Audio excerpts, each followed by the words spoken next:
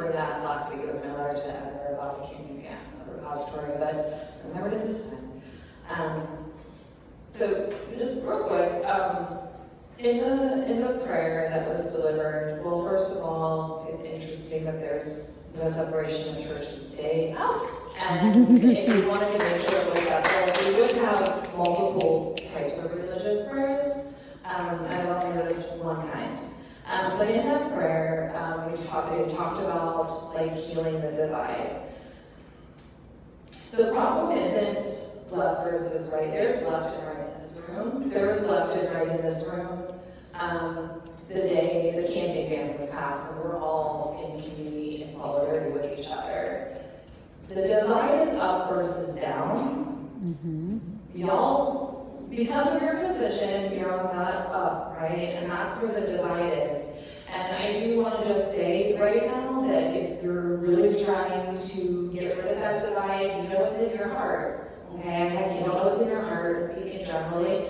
I also want to say that what I say is not meant to guilt or shame. That is a tool of the oppressor. I don't do that. If you feel shame, that's on you. I encourage you instead to just sit with discomfort, because that's where growth is.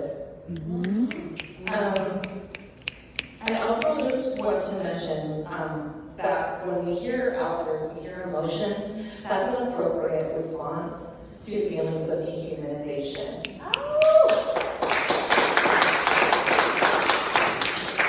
I know we talk about decorum, but that's where that divide is, right? No one's perfect. I mess up all the time. All the time, I mess up. So that being said, I want to address some old business. So last week, old business was brought up where Chris Smith had mentioned that the public was asking about the ordinance specifically.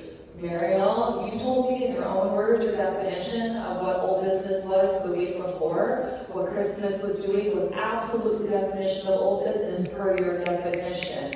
The mayor was not answering the question.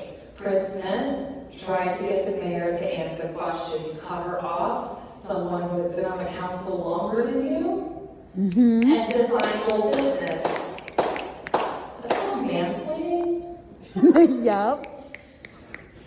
Again, please, this is not to guilt or shame, this is for reflection. Also, with all of the talk about saving the Hall of Fame Village and all of that and economic development, why is there a Starbucks in there, not a local coffee shop? Why are we talking about millions and millions of dollars to save that and not housing? I mean, we talking about housing, but focus, right? It should be people over profit. Thank you.